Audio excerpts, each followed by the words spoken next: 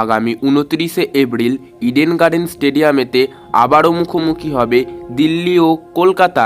এই Eden garden stadium যেখানে নিজের জালে নিজেই ফেঁসে যাচ্ছে কলকাতা, সেই ইডেন গার্ডেন স্টেডিয়ামেতেই আবারও মুখোমুখি হবে।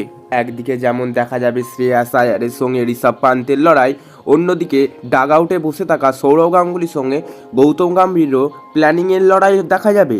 এবং এই ম্যাচেতে কেকেআর চাইবে জিতে নিয়ে একটা প্লে অফ নিশ্চিন্ত করার দৌড়ে যেতে, এবং দিল্লি ক্যাপিটালস চাইবে এই ম্যাচ জিতে নিয়ে প্লে অফের দৌড়ে নিজেদের নাম বজায় রাখতে। তো বাস একটা হাড্ডাহাড্ডি লড়াই হতে চলেছে এই ম্যাচ।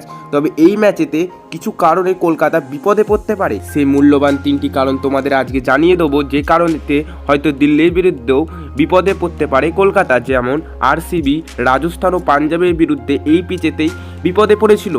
তো বস, প্রথম কারণগুলির কথা বললে প্রথমেই আসি পিচের কথায়। হ্যাঁ বস, নিজের জালেই বলতে গেলে নিজে ফেসে গেছে কলকাতা, কারণ এই পিচ একদম বাজে পিচ, এক ফ্ল্যাট পিচ বানিয়েছে, যেটা বোলারের পক্ষে একবারেই ভালো নয়। বোলারদের ক্যারিয়ার নষ্ট করে দিতে পারে এই পিচ হয়তো কলকাতা বানিয়েছিল নিজেদের ব্যাটিং অর্ডার ভালো বলে, তবে এই পিচেতেই নিজেরাই ফেসে যাচ্ছে, কারণ একের পর এক দল এসে তাদের রান চেস করে দিচ্ছে এবং এই ম্যাচ জিতে যাচ্ছে।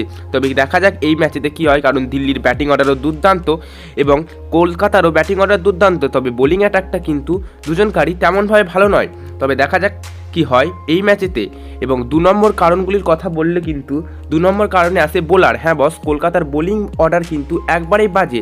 এই বোলিং অর্ডারের জন্যই হয়তো আবারও এই ম্যাচে বিপদে পড়বে কলকাতা, কারণ কোনো বোলারই তেমনভাবে ফর্মে নেই। এই পিচেতে একের পর এক বোলাররা 6-4 খেয়ে ম্যাচ হেরে যাচ্ছে কলকাতা। আগের বারেতে যেমন আরসিবির বিরুদ্ধে মিচেল স্টার্ককে দেখেছিলাম, শেষ ওভারেতে কেমনভাবে ম্যাচ হেরে যাচ্ছিল, তবু 1 রানের জন্য ম্যাচ জিতেছে। এবং রাজস্থান ও পাঞ্জাবের বিরুদ্ধে দেখতে পেয়েছি কেমন বাজে বোলিংয়ের জন্যই কিন্তু এই ম্যাচ হেরে গেছে কলকাতা। শুধুমাত্র সুনীল নারিন ছাড়া তেমনভাবে কেউ খেলতে পারছে না।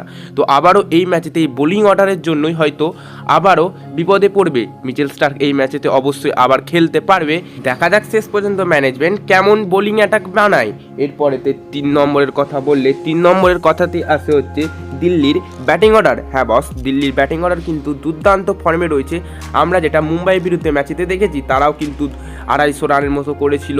এই ম্যাচেতেও কিন্তু ফ্ল্যাট পিচ হবে, এক দুর্দান্ত রান বানাতে পারবে দিল্লি ক্যাপিটালস।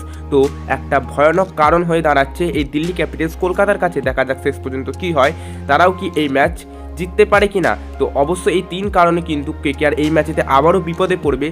কে ম্যাচ জিতবে তোমরা অবশ্যই নিচে কমেন্ট করে লিখে জানিয়ে দিও। এই ছিল ভিডিওটি ভালো লাগলে অবশ্যই কি লাইক ও চ্যানেলটিকে সাবস্ক্রাইব করে দিও।